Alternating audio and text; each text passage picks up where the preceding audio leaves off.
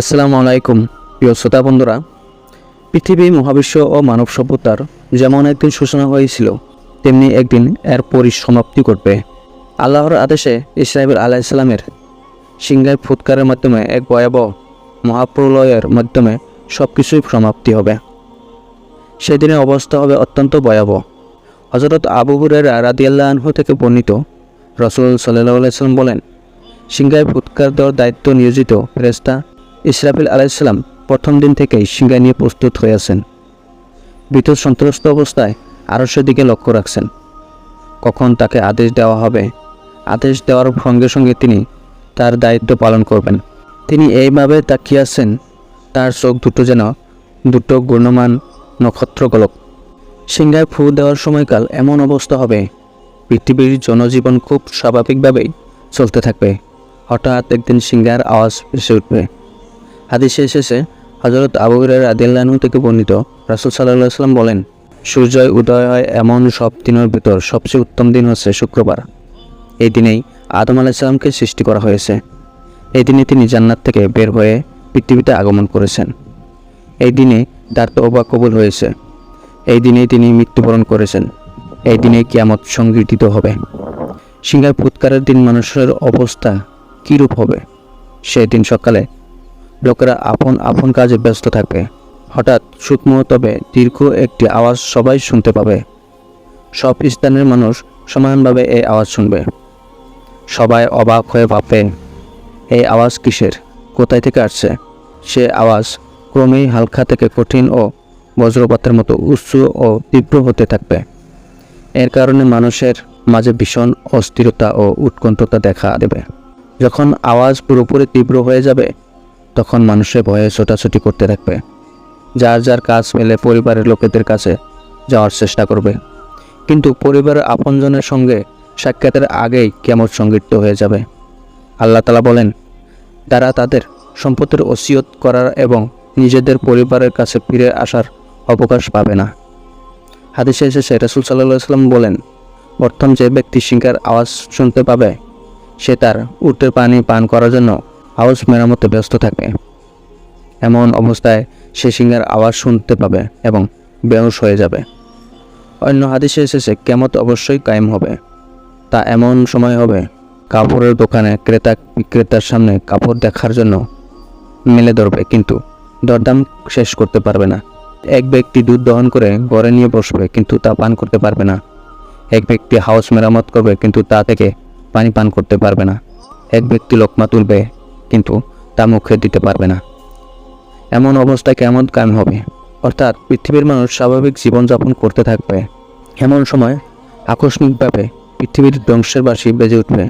আল্লাহ তাআলা বলেন, যখন সিংহা ফুঁক দেওয়া হবে, সেদিন হবে অনেক কঠিন দিন। আরও বলেন, সিংহা ফু দেওয়া হবে, ফলে আল্লাহ যাদেরকে ইচ্ছা করেন তারা ছাড়া আসমান সমূহ যারা আছে এবং পৃথিবীতে যারা আছে সবাই বেহুশ হয়ে পড়বে। আরও বলেন, যখন সিংহায় ফু দেওয়া হবে একটি মাত্র ফু, তখন জমিন ও পর্বতমালাকে উড়ানো হবে। মাত্র একটি আঘাতে সব চূর্ণ বিচূর্ণ হয়ে যাবে। ফলে সেদিন মহাপ্রলয় সংঘটিত হবে। আসমান বিদীর্ণ হয়ে যাবে। ফলে সেদিন তা হয়ে যাবে দুর্বল বিক্ষিপ্ত। ফেরেশতারা আসমানের বিভিন্ন প্রান্তে থাকবে। সেদিন তোমার রবের আরশকে 8 জন ফেরেশতা তাদের অর্ধে বহন করবে। সেদিন তোমাদেরকে উপস্থিত করা হবে। তোমাদের কোনো গোপনীয়তাই গোপন থাকবে না। সেদিন জমিন ও পর্বতমালা প্রকম্পিত হবে এবং পাহাড়গুলো চলমান বালুকণা রাশিতে পরিণত হবে। সেদিন ভূপৃষ্ঠ অনেক ভয়ঙ্করভাবে দুলতে থাকবে। ভূমিকম্পর ভয়াবহতা মাটির নিচ থেকে সব স্বর্ণমুদ্র বের হয়ে যাবে। আবু হুরায়রা রাদিয়াল্লাহু আনহু থেকে বর্ণিত, হাদিসে এসেছে, জমিন তার গর্ভে থাকা যাবতীয় স্বর্ণরৌপ্য বমি করে বের করে দেবে। তখন হত্যাকারী বলবে, হায়, এর জন্যই আমি হত্যা করছি। ডাকাত বলবে, হায়, এর জন্যই আমি ডাকাতি করছি। চোরে বলবে, হায়, এর জন্যই আমি চুরি করছি। এইসব সম্পদ তাদেরকে ডাকবে, কিন্তু কেউ কিছু নিতে পারবে না। আকাশের অবস্থা অনেক ভয়াবহ হবে। আকাশ পেটে বিদীর্ণ হয়ে যাবে এবং টকটকে রক্তিম বর্ণ ধারণ করবে। আকাশের বিচ্ছিন্ন খণ্ডগুলো তুলোর মতো উঠতে থাকবে। নক্ষত্র তারকা অবস্থা অনেক ভয়াবহ হবে। আল্লাহ বলেন, সূর্যকে নিষ্প্রুখ করা হবে, নক্ষত্রগুলো খসে খসে পড়বে, পাহাড়গুলো উঠতে থাকবে, গর্ভবতী উটপিকে উপেক্ষা করা হবে, বন্য পশু একত্র করা হবে, সমুদ্র উত্তাল হবে, ঘর বাড়ি প্রসাদ সব ধসে ধসে পড়ে থাকবে, দুগ্ধবর্তী নারীদের দুগ্ধ বের হয়ে যাবে, গর্ভবতীর গর্ভপাত হয়ে যাবে, শিশুরা শুভ্রকেশ বৃদ্ধ হয়ে যাবে। শয়তান ভয়ে পৃথিবীর এক প্রান্ত থেকে অন্য প্রান্তে পালাতে থাকবে, মানুষজন ছোটাছুটি করতে থাকবে, কিন্তু বড় বড় গর্তের ভেতর পড়ে যাবে। এদিকে পেছনের লোকেরা ভয়ে অন্যদিকে দৌড়াতে শুরু করবে। এভাবে পুরো পৃথিবী ধ্বংস হয়ে যাবে।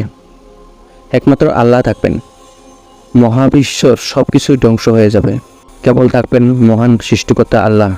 কোরআনে এসেছে প্রত্যেকটি জিনিসই ধ্বংস হয়ে যাবে, থাকবেন কেবল আল্লাহ তাআলা।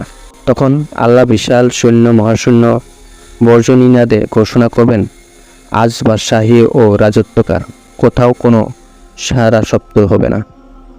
তখন আল্লাহ বলবেন, একমাত্র পরাক্রমশালী প্রভু আল্লাহর। হাদিসে এসেছে, হযরত ইবনে উমর রাদিয়াল্লাহু আনহু থেকে বর্ণিত, তিনি বলেন, কিয়ামতের সেই সময় আল্লাহ সাত আসমান ও জমিনকে মুঠোর মধ্যে গুটিয়ে নেবেন। তারপর ডান হতে পেঁচিয়ে ধরে ঘোষণা করবেন, আমি বাদশাহ। কোথায় পৃথিবীর বাদশারা, কোথায় পরাক্রমশীলরা, কোথায় অহংকারীরা? তারপর বাম হাতে পেঁচিয়ে ধরে ঘোষণা করবেন, আমি বাদশাহ।